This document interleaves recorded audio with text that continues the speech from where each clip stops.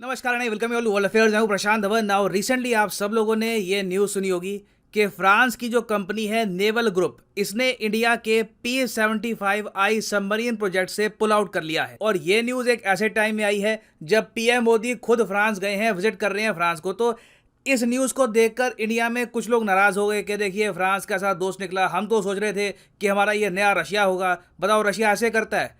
देखो ऐसा करता नहीं है। एक्चुअली रशिया ने भी ऐसा ही किया था। लोग, मुझे समझ नहीं आता कि इस न्यूज़ को लेकर इतना शॉक्ड क्यों थे कि फ्रांस ने पुल आउट कर लिया, फ्रांस हमारे साथ सबमरीन बिल्ड करना नहीं चाहता। देखो यहाँ पर आप नोटिस कर पाएंगे, फरवरी 2022 का आर्टिकल है। रशिया ने भी कह दिया कि ना ही हम लोग आपका जो ये प्रोजेक्ट 75I है इसमें पार्टिसिपेट नहीं कर सकते। जो रिक्वायरमेंट है आपकी वो हमको सूट नहीं करती, तो हम लोग इस प्रोजेक्ट के लिए बिड नहीं करने वाले।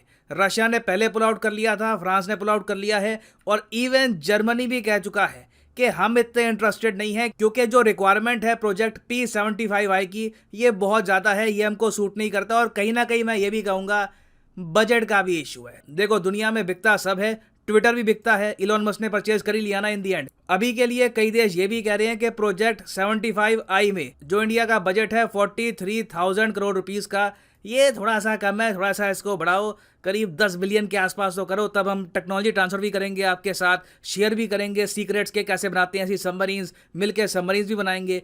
तो ये इशू है, मैं यहाँ पर इस वीडियो में आपको समझाऊंगा बहुत ही ज़्यादा सरल भाषा में कि हुआ क्या था, हमको निराश होने की क्या आवश्यकता है, डीआरडीओ यहाँ पर क्या कर रहा है, क्या हम आत्मनिर्भर बन पाएंगे इस इशू में। बहुत कुछ यहाँ पे आपको जानने को मिलेगा। मगर पहले देखो ये ट्वीट, ये यहाँ पर कहा है नेवल ग्रुप ने प्रोजेक्ट 75I से निकलने के बाद। अब मैं यहाँ पर ये बोलूँगा रशिया ने पुल आउट किया, बिल्कुल कुछ उसके बाद एक्सप्लेनेशन नहीं दी।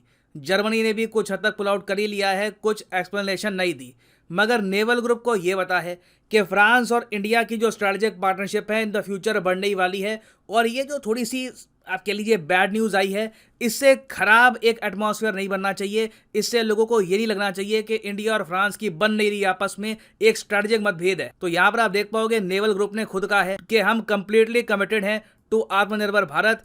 हमारा देखिए प्रोजेक्ट 75I में जो AIP टेक्नोलॉजी है उसको लेकर थोड़ा सा अभी बन नहीं पाई बात, मगर हम DRDO के साथ काम करेंगे और कोशिश करेंगे कि DRDO खुद AIP टेक्नोलॉजी प्रॉपरली बिल्ड कर पाए। इंडिया के पास खुद ऐसी टेक्नोलॉजी होनी चाहिए। तो बहुत ही पॉजिटिव कमेंट है फ्रांस की तरफ से। इससे ये बात साफ लगता है कि फ्रांस की कंपनीज बहुत सेंसिटिव है इस बात को लेकर कि इंडिया में लोग क्या सोच रहे हैं, इंडिया में फ्रांस को कैसे परसीव किया जाता है। अब यहाँ पर आप पूछेंगे ठीक है चलो फ्रांस ने ये कह दिया, अच्छा लगा सुन के। ऐसा नहीं लगा कि फ्रांस ने कहा कि जाओ नहीं करते हम ये प्रोजेक्ट। इन्होंने भी कहा है कि देखिए बस थोड़ी सी बात नहीं बनी, कुछ हमारी आपस में अंडरस्टैंडिंग डेवलप नहीं हुई, इसलिए हमने पुल आउट किया। और अभी भी मैं आपको ऐसे ये बताऊं, कोई बड़ी बात नहीं है, इन दी एंड घूम फिर के ये प्रोजेक्ट फ्रांस के पास ही जाए। पहली बात तो यहाँ पे मैं आपको समझाता हूँ कि ये प्रोजेक्ट है क्या, इसकी शुरुआत क्या हुई। तो साल था 1999, जून का महीना था। भारत में जो कैबिनेट कमेटी ऑन सिक्योरिटी है, इन्होंने ये कहा कि देखो भारत को चाहिए सबमरीन्स, और सबमरीन्स हमको चाहिए होंगी टोटल 12, और ये हम बनाएंगे प्रोजेक्ट P-75 और प्रोजेक्ट P-75I के अंडर। अब ये जो दोनों प्रोजेक्ट हैं बहुत पहले कंप्लीट हो जाने चाहिए थे। आप खुद सोच सकते हैं कि आज से 20 साल पहले इसको एनविजन किया गया, मगर धीरे धीरे इसका जो टारगेट है इस पूरे प्रोजेक्ट का ये 2030 तक पहुंच गया, क्योंकि बहुत डिलेज हुए स्पेशली P-75 में, और अब तो P-75I में तो और ज़्यादा डिले हो रहे हैं ना। P-75 में हमने क्या किया था, हमको चाहिए थी simple diesel electric submarine, scorpion class submarine आप कह सकते हैं। हमने फ्रांस के साथ एक डील साइन करी 3.7 बिलियन डॉलर की, और Indian company Mazagon docs limited ने फ्रेंच कंपनी नेवल ग्रुप के साथ काम किया, और हमको 6 स्कॉर्पियन क्लास सबमरीन्स मिल गई। ये सबमरीन कौन सी है इसके बारे में आपने हजारों बार सुना होगा न्यूज़ में। कलवारी क्लास, कंधेरी, करांज, वेला, वगीर, वगशीर, सारी सबमरीन्स बन चुकी हैं, और बहुत ही जल्द जो आखिरी कुछ सबमरीन्स हैं ये कमीशन भी हो जाएगी इंडियन नेवी में। तो प्रोजेक्ट 75 जो है, प्रोजेक्ट 75 फ्रांस के साथ घूम फिर के मैं कहूँगा सक्सेसफुल ही साबित हुआ है। जो हमको चाहिए था, चाहे डिले हो गया मगर इवेंचुअली मिल ही गया। अब प्रॉब्लम आ रही है प्रोजेक्ट 75I में, क्योंकि ये देखिए काफ़ी स्पेशल प्रोजेक्ट है, और इंडिया को उम्मीद ये है कि इस प्रोजेक्ट के अंडर जो हम सबमरीन बनाएंगे उसमें होनी चाहिए AIP टेक्नोलॉजी। AIP का मतलब होता है एयर इंडिपेंडेंट प्रपल्शन वाली टेक्नोलॉजी। इससे बेसिकली होगा क्या कि एक साधारण डीजल इलेक्ट्रिक सबमरीन बहुत ज़्यादा क्वाइट हो जाती है, आवाज़ बहुत ज़्यादा कम करती है, और बहुत लंबे समय तक पानी के नीचे रह सकती है। नहीं तो जो एक महंगी न्यूक्लियर सबमरीन होती है उसमें पावर ये होती है कि कई महीनों तक, 3-4 महीने तक आराम से पानी के नीचे रहेगी, उसको सरफेस में आने की आवश्यकता नहीं है। मगर डीजल इलेक्ट्रिक सबमरीन को हर कुछ दिनों में एक बार को सरफेस पे जाना होगा ताकि वो सबमरीन प्रॉपरली फंक्शन कर पाए, क्रू को भी ऑक्सीजन मिल पाए। तो एयर इंडिपेंडेंट propulsion सिस्टम आप कह लीजिए, जो न्यूक्लियर सबमरीन है और जो डीजल इलेक्ट्रिक सबमरीन है, इनमें जो एक बहुत बड़ा गैप है थोड़ा सा कम कर देती है। अब इंडिया ने यहाँ पर रिक्वायरमेंट ये रखी प्रोजेक्ट 75I के अंडर कि देखिए हमको चाहिए एक sea proven air independent propulsion system. Sea proven मतलब कि जो आपका AIP सिस्टम है ये टेस्टेड होना चाहिए एक सबमरीन में।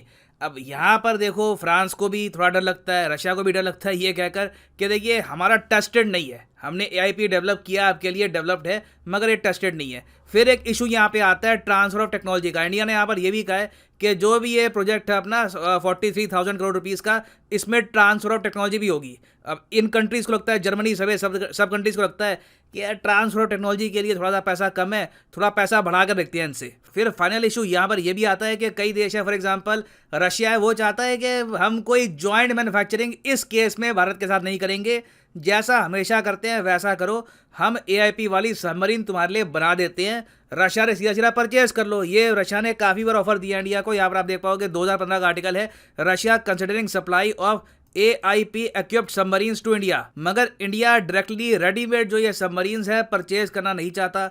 हम लोग चाहते हैं कि हमारी जो यहाँ पर खुद की कंपनीज हैं इनको भी काफ़ी नॉलेज मिले कि कैसे बनाते हैं AIP लेस सबमरीन, और इसलिए भारत पहली बार इतिहास में फोकस कर रहा है स्ट्रैटेजिक पार्टनरशिप मॉडल में।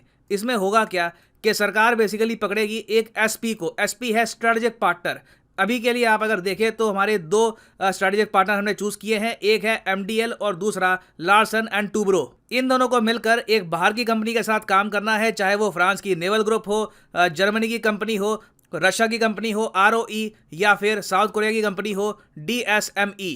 स्पेन भी वैसे इस दौड़ में शामिल है, मगर इनके पास कुछ खास टेक्नोलॉजी है नहीं, इनकी तरफ हम लोग इतना देख नहीं रहे हैं। तो अभी के लिए स्थिति ऐसी है कि घूम फिर के बचा है साउथ कोरिया, और साउथ कोरिया कह रहा है कि हमारे पास सी टेस्टेड AIP सिस्टम है जिसको भारत यूज़ कर सकता है। मगर जहाँ तक मैं बहुत सी रिपोर्ट्स पढ़ पा रहा हूँ, इन दी एंड लग रहा है कि भारत DRDO डेवलप्ड जो AIP टेक्नोलॉजी है इस पर ही फोकस करेगा। रिसेंटली हमने इसकी थोड़ी सी सी टेस्टिंग भी करी है, इसको हम इंप्रूव कर सकते हैं इन द नियर फ्यूचर।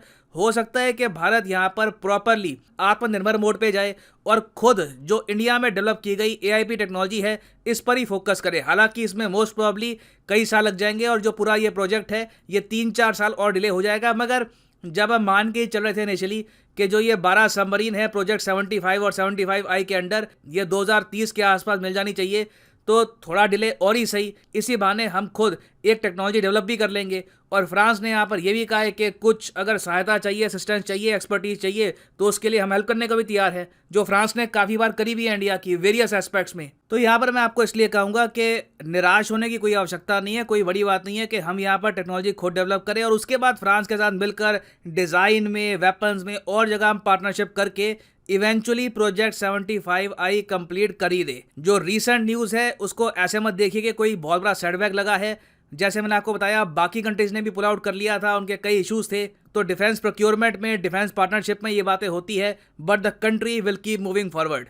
और फाइनली यहाँ पर मैं ये भी ऐड कर दूं कि लाइफ में अगर आप एक बार प्रॉपरली UPSC एग्जाम की तैयारी करना चाहते हैं तो कमेंट सेक्शन में जाओ, यहाँ पे आपको मिलेगा लिंक, UPSC के लिंक पे क्लिक करो और यहाँ पे आप परचेज कर पाएंगे UPSC का यूनिक कॉम्बो पैकेज, जिसके अंदर आप UPSC प्रीलिम्स, मेंस और ऑप्शनल तीनों की तैयारी कर सकते हैं with a single purchase. Click करिए पिकअप प्लान पर, और अगर आपके पास अभी टाइम है 2025-26 के आसपास आप एक जेन्युइन अटेम्प्ट देना चाहते हैं UPSC का, तो जो 24 महीने का कोर्स है ये आप कर सकते हैं परचेज। बट जो प्राइसेस यहाँ पर लिखे हैं पे करने की आवश्यकता नहीं है, सिंपली यहाँ पर यूज करिए code PD10 and the prices will start following. So use the code PD10 and save money. सो इसी नोट के साथ ये है वीडियो कांत। Thank you for listening and as always god bless you all.